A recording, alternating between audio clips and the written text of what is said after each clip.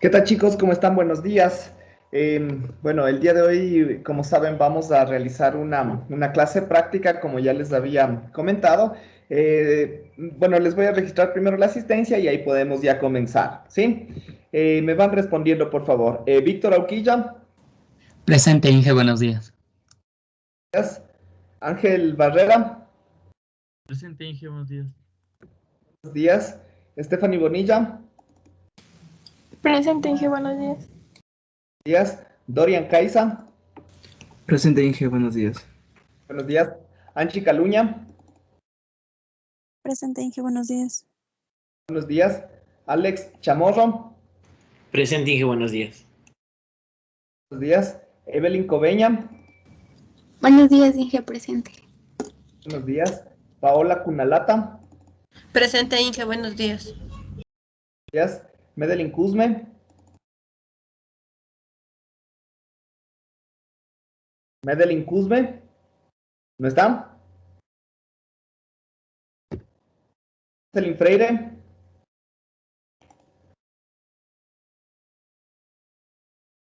Jocelyn Freire, tampoco. Blanca Guamán, Presente, Inge, buenos días. buenos días. Enrique Wambo, Presente, Inge, buenos días. Eric Guerra, Presente, Inge, buenos días. buenos días. Denis Yamuca, Presente, Inge, buenos días. buenos días. Byron Mayorga, Presente, Inge, buenos días. buenos días. Jason Núñez, Presente, Inge, buenos días. buenos días. Marcelo Ojeda, Presente, buenos días, Inge. buenos días. Jonathan Padilla, Buenos días, Inge, presente. buenos días. Adriana Paredes,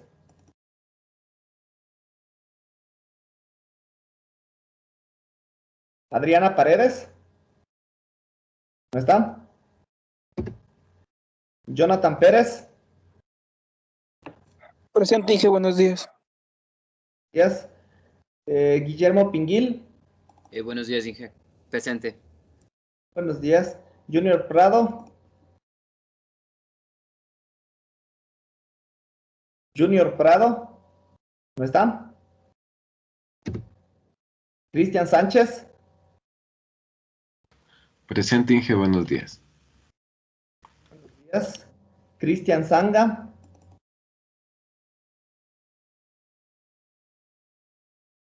Cristian Sanga, ¿no está? Cristian Serrano, Presente, Inge, buenos días. buenos días. Gino Taipicaña, Buenos días, Inge, presente. buenos días. Brigitte Apanta, Buenos días, Inge, presente. buenos días. Diego Torres, Buen día, ingeniero, presente. buenos días. Eric Valdés, Buenos días, ingeniero, presente. buenos días. Carla Villamar, Buenos días, presente. buenos días. Camila Vinza, Buenos días, Inge, presente. buenos días. Listo. Disculpe, Inge, buenos días. Freire no entraba a la reunión. ¿Tú eres? Buenos días, Freire Jocelyn. Ya te registro. Gracias. Buenos días, Medelin Cusme también, por favor. ¿Quién? Perdón. Medelin Cusme. Ya, listo. Ok. Bueno, listo, chicos. Entonces, como les decía, el día de hoy vamos a realizar un trabajo práctico. Ustedes van más o menos a recrear el mismo programa, la misma aplicación que pudimos observar la clase anterior, la semana anterior, donde podíamos nosotros, en función bueno, no de una señal, más bien de unos datos digitales, ya sean binarios o multinivel, podemos hacer inicialmente con datos binarios, sí, únicamente, representarlos, la señal correspondiente en términos de una función o en términos de pulsos rectangulares o mediante funciones SA. Sí, estamos. Entonces, eso es lo que vamos a realizar. Vamos a tratar, bueno, pueden ir realizando progresivamente, ¿no? Pueden ir probando primero generando una función SA, viendo los pulsos rectangulares, cómo se van realizando y posteriormente haciendo la sumatoria en el caso de las funciones A o de pronto concatenando en el caso de los pulsos rectangulares, ¿sí? Pueden ir haciendo pulso por pulso o uno por uno y al final ya hacer ya la presentación de todos los datos correspondientes, ¿no? Entonces, si ustedes recuerdan, cuando hicimos el ejemplo, solo poníamos una cadena específica de datos, ¿sí? En el caso de ustedes, bueno, pueden ir probando de esa forma inicialmente, pero sí me gustaría que a la final se genere, tal vez de pronto de forma aleatoria, una cadena más grande de datos binarios. En este caso, como ya les digo, si quieren pueden hacerlo también con datos multinivel, también se puede observar, pero lo que me interesaría es que observemos, aparte de la señal en el dominio del tiempo, observemos también la señal en el dominio de la frecuencia. Es decir, que saquemos la transformada de Fourier de estas señales, ¿sí? Justamente para verificar cuál es el ancho de banda, verificar las formas de los espectros de cada una de estas señales, ¿no? Entonces eso nos va a dar incluso un punto de partida para las siguientes unidades que vayamos a ir abarcando, ¿sí? Entonces vayan ustedes poniendo un número o un valor correspondiente de la frecuencia de muestreo. De pronto asuman así como habíamos hecho o como estaba en el otro, ¿no? Un número supuesto, o si quieren directamente pongan una velocidad de transferencia de bits, ¿sí? Si no quieren hacer el cálculo, ¿no? Pero si, por ejemplo, ponen una frecuencia de muestreo, necesitan obligadamente un número de bits que les representaría supuestamente cada muestra, pero a la final de cuentas nosotros no vamos a trabajar con muestras analógicas, ni muestras cuantizadas, ni nada. Vamos a trabajar directamente con los valores digitales, ¿sí? Entonces, como les decía, este va a ser un trabajo grupal, un trabajo en grupo que va a ser calificado como si fuera un taller grupal. Esto no les voy a hacer una defensa privada todavía, claro, una defensa privada, una defensa individual. Va a formar parte de los talleres grupales. Entonces, hasta el día de hoy, en la tarde, ustedes pueden entregarlo o pueden enviarlo, ¿no? Yo voy a subir ya una actividad aquí en el aula virtual para que ustedes puedan subir únicamente el archivo .m de MATLAB, ¿sí? Entonces ya directamente en estas 2 horas de clase ustedes ya pueden seguir trabajando, pueden seguir preguntándome si tienen alguna duda, alguna inquietud acerca de este trabajo, ¿no? Entonces sigan avanzando, ahí a medida que justamente ustedes vayan resolviendo una parte del algoritmo, seguramente les vendrán dudas. No duden en preguntarme. Yo les digo, no, voy a estar aquí en la computadora mismo esperando cualquier inquietud, cualquier pregunta que ustedes tengan, ¿sí? De pronto, como referencia o como recomendación, yo les recomendaría que para los pulsos rectangulares utilicen, más bien dicho, la función recpulse, ¿sí? Esa función recpulse les permite ya directamente sacar pulsos rectangulares con una especie de sobremuestreo, podríamos decir, para cada uno de los datos digitales, ¿no? Es decir, es más o menos como que les replica los datos digitales. Si ustedes tienen un 1 binario, les replica de pronto 10 veces, 20 veces, 50 veces lo que ustedes pongan ese 1. Si ustedes tienen un 0 binario, les replica eso y ahí ya va tomando la forma justamente de un pulso rectangular, ¿no? Para cuando tenemos un 1 o cuando tenemos un 0, ¿sí? Entonces sí les recomiendo de pronto que puedan utilizar esa. Analícenle cómo funciona, es bastante sencillo, ¿sí?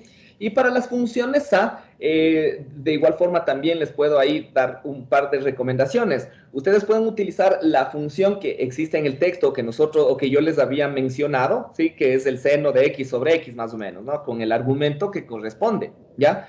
Ahora, obviamente aquí ustedes necesitan también hacer un sobremuestreo para que se pueda observar la función SA, si no, no se va a poder observar la función SA, porque ustedes obviamente van a tener, por ejemplo, datos 1, 0, 1, 0, 1, 0, igualmente, para que puedan representar durante todo el tiempo de observación esta señal correspondiente, necesitan tener una cantidad de muestras o una cantidad de valores lo suficientemente grande para que se pueda observar. Entonces, por eso les recomiendo primero grafiquen una función SA. Ahora, ¿cuál es el problema de graficar de pronto una función SA mediante la fórmula del seno de X sobre X? Que de pronto, dependiendo de los valores de las muestras o dependiendo de los valores en el dominio del tiempo, un valor correspondiente del tiempo puede provocar justamente que el seno de X sobre X, ¿sí?, genere una discontinuidad, ¿sí? Puede darse esta situación o esta condición.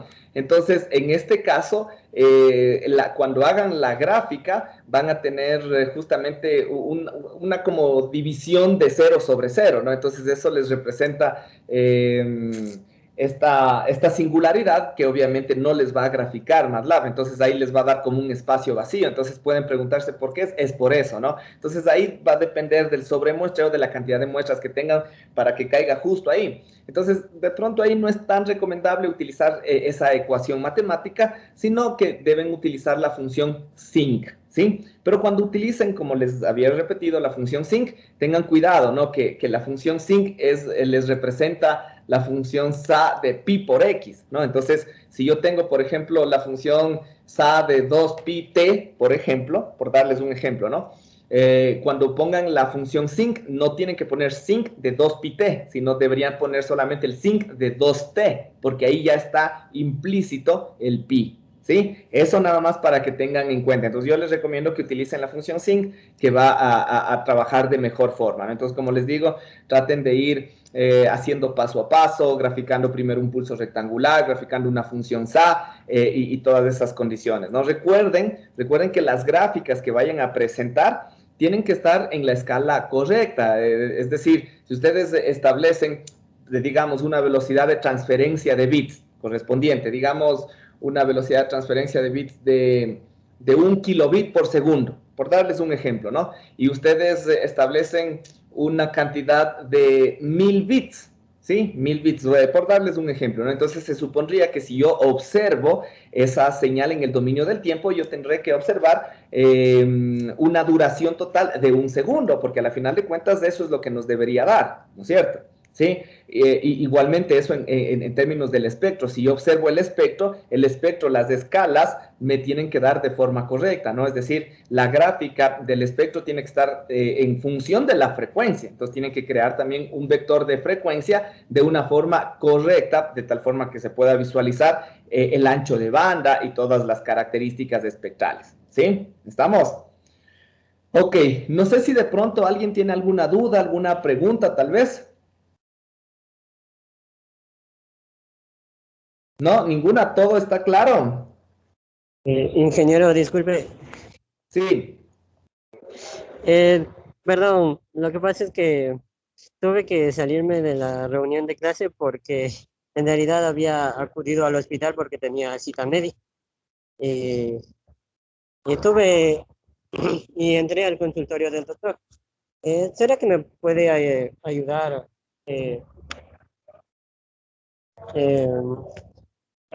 con la asistencia? Ya, ¿tú eres? Junior Prado. Prado, a ver, ¿dónde estás? Ya. Inge, igual, disculpe la molestia, pasa que tuve problemas de conexión y no quise interrumpirle tampoco. ¿Podría ayudarme con la asistencia, por favor? Disculpe. ¿Tú eres? Sanga. Sanga. Ok. Disculpe, yo también tuve problemas de conexión. ¿Me puede ayudar con la asistencia? Disculpe. Ya. ¿Tú eres? Paredes. Paredes. Gracias, Inge. Ya.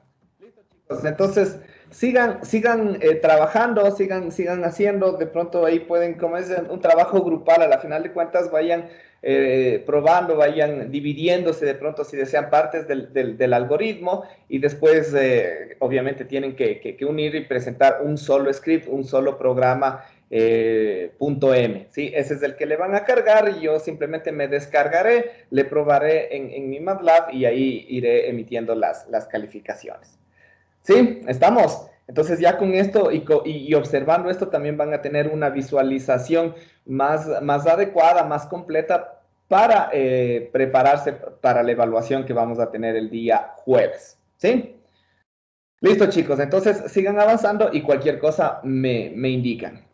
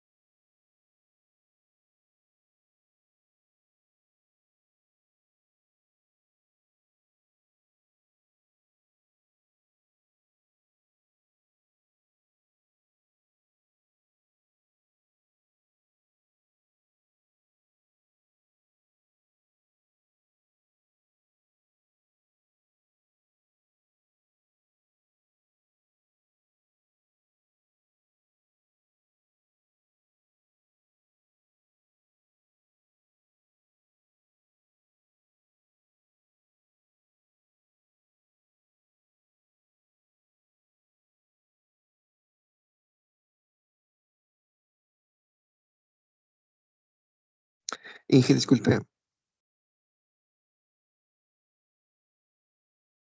Sí, dime. Mira, tenía una... Pasa que durante este parcial hemos visto, digamos, algunos tipos de modelaciones de eso, entonces debemos hacer, digamos, algún tipo en concreto, ¿cómo le podemos hacer? ¿Algún tipo en concreto de qué?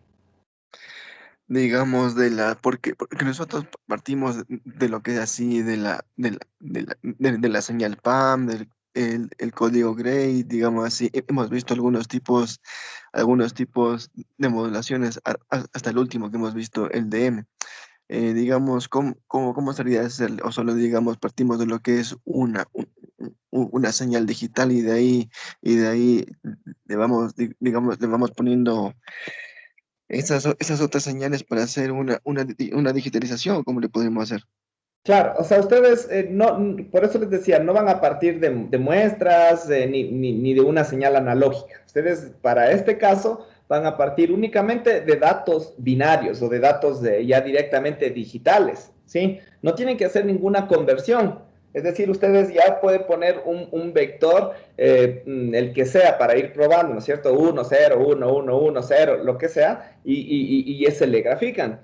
Después, ya una vez que obviamente ya les funcione eso, ya pueden realizar una señal o un tren de datos mucho más extenso, ¿no? Y no van a ingresar todo eso manualmente, sino pueden hacerlo de forma aleatoria, ¿sí? Una palabra binaria que se genere más o menos de forma aleatoria, ¿no? Que tenga datos 1, ceros, 1, ceros, 1, ceros, pero ya mucho más extensa, de unos 100 datos, de unos 200 datos tal vez, donde ahí sí uno ya pueda observar de mejor forma, más que la señal en el dominio del tiempo, porque ahí no se va a observar tan bien la señal en el dominio del tiempo por la cantidad de datos, pero lo que sí vamos a poder observar de mejor forma es el espectro, ¿sí? Entonces ahí sí ya vamos a tener ese contraste tanto entre el comportamiento temporal y el comportamiento espectral, ¿sí? Entonces no tienen que hacer ninguna conversión, van a partir directamente de la señal o de los datos binarios propiamente dichos.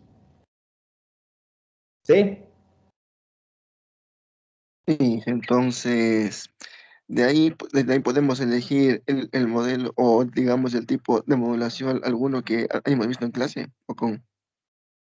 Pero, o sea, por eso digo, o sea, no tienen que hacer ninguna conversión. O sea, ustedes solamente van a graficar la señal digital. O sea, ustedes ya tienen la señal, o sea, ustedes mismos ya van a generar una palabra binaria cualquiera, ¿sí? Entonces no hace falta realizar ninguna conversión. Entonces, ustedes lo único que van a hacer es graficar una señal digital que ustedes mismos van a plantear.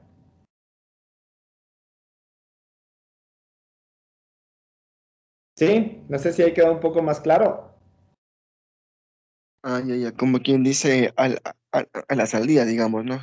Una vez después de haber hecho todo el proceso, la señal que hay a la salida, esa señal la que tenemos que hacer una gráfica. Exacto. Solamente ustedes toman cualquier dato binario o cualquier secuencia de datos binarios y eso ustedes grafican. Nada más. Utilizando, Es, utilizando las dos formas, ¿no? Pulsos rectangulares y señales A. Sí, las dos formas. Tienen que mostrar las gráficas en el dominio del tiempo y en el dominio de la frecuencia. Eso nada más. ¿Sí? ¿Estamos?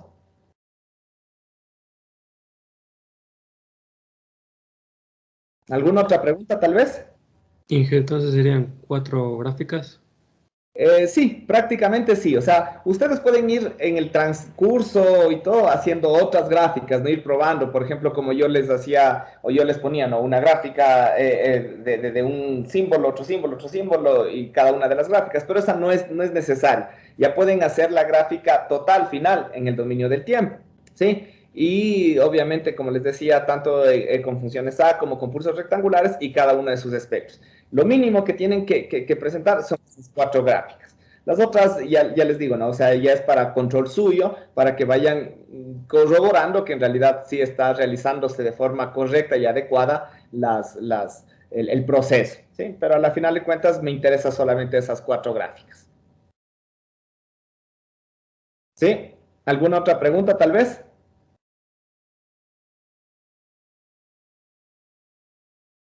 ¿No? Ok, sigan avanzando entonces, chicos. Ingeniero, disculpe, Sí, dime. ¿de cuánto podremos tomar las palabras para hacerlas? ¿De cuántos bits? Eso les digo, o sea, inicialmente hagan con unos 2, 3, 5, o sea, algo que ustedes puedan ingresar manualmente, ¿no? Entonces, ahí ya una vez que les funcione y que ustedes ahí a micro, digamos, se dan cuenta ya que les funciona, que está trabajando correctamente, y a la final de cuentas el algoritmo debe funcionar para 5, para 8, para 20, para 1000, para la cantidad de bits que sea. Entonces ya después, en vez de que ustedes pongan una palabra fija, la que ustedes quieran, mejor después utilizan la función rand, por ejemplo, y con el round, ¿no?, que les redondea, entonces ahí van a ustedes a tener valores solamente de 0 y 1, 0 y 1, y ustedes eligen la cantidad, entonces ahí pueden utilizar 30, 50, 100, ya dependiendo incluso del sobremuestreo que hagan, no utilicen un sobremuestreo demasiado grande tampoco, porque si no, de pronto ya cuando tengamos más datos, se va a colgar el programa y no nos va a ejecutar completamente, ¿sí? Entonces todo eso tienen que tener en cuenta cuando ya realicen ya toda la programación. Ya, muchas gracias, ingeniero. Ya. Ok, sigan nomás.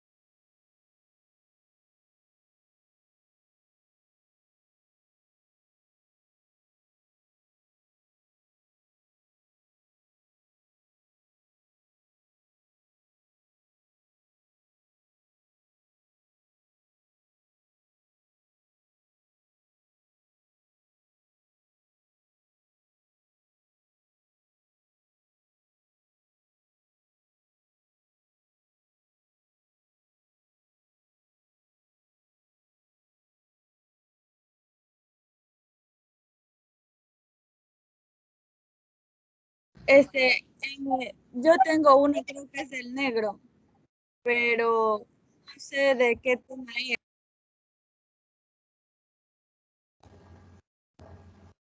¿Decían algo, tal vez? No les escuché muy bien.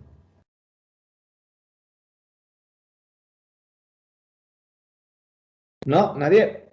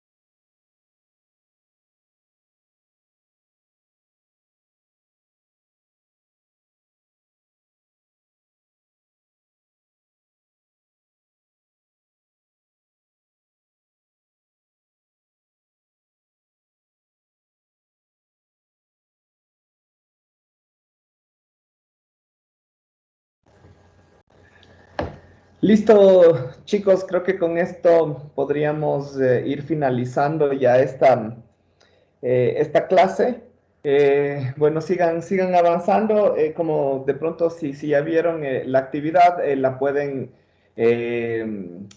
subir la actividad hasta, me parece que está hasta las 8 de la noche, ¿sí? Entonces, tienen todavía tiempo para que lo puedan ir desarrollando, ¿no? A pesar de que yo creo que en estas 2 horas debió haber sido más que suficiente para poder elaborar y desarrollar esta aplicación. Una cosita, chicos, que quería comentarles, bueno, les de volver a repetir porque aparentemente de pronto están reunidos entre ustedes y tal vez algunas personas ya no están aquí presentes, pero bueno, para las personas que están, quería comentarles que, bueno, de pronto ya algunos otros docentes ya les indicaron esto. Hay esta actividad de las tutorías, ¿sí? Entonces, esto también se tiene que ir registrando, reflejando ahí en el sistema académico. Entonces, de las personas, sobre todo, ¿no? Creo que ya les había comentado que las tutorías, bueno, legalmente ahí en la jornada académica yo ya les había asignado para todos los días viernes. Entonces, de todas las personas que me han, sobre todo en Teams, ¿no? Que me han solicitado ayuda, que de pronto han escrito, aunque sea una sola pregunta en el chat, y bueno, yo les he ido respondiendo a todas esas personas y yo les he registrado como que han formado parte de la tutoría y se la congrega todos los días viernes, ¿sí? Entonces, les pido por favor que revisen sus sistemas académicos. Debería estar ahí o les debió haber llegado esta notificación para que hagan las actividades correspondientes. Me parece que son dos lo que tienen que hacer. Una es la evaluación, creo, algo así de las tutorías, y la otra es justamente el registro de las tutorías, ¿sí? Entonces ahí eso se les envía a cada uno de sus sistemas académicos, y una vez que ustedes registran, ahí a mí también me va a reflejar, obviamente, que ustedes ya lo han hecho, ¿sí? Entonces, por favor, eso les pido de favor que lo vayan realizando a las personas que han tomado al menos o han realizado las consultas correspondientes y se ha tomado eso ya como parte de las tutorías, ¿sí? ¿Estamos? Cualquier cosa, chicos, cualquier novedad, me escriben, me preguntan, y como ya les había comentado, yo les puedo ir solventando, subsanando cualquier inquietud o cualquier duda o pregunta que tengan, ¿sí? Listo, chicos, entonces con eso finalizaríamos la clase del día de hoy. Cualquier cosa, estamos en contacto. Voy a finalizar la grabación y a terminar la clase. Que pasen un buen resto del día. Hasta luego. Hasta luego, Inge. Hasta luego, Inge. Gracias.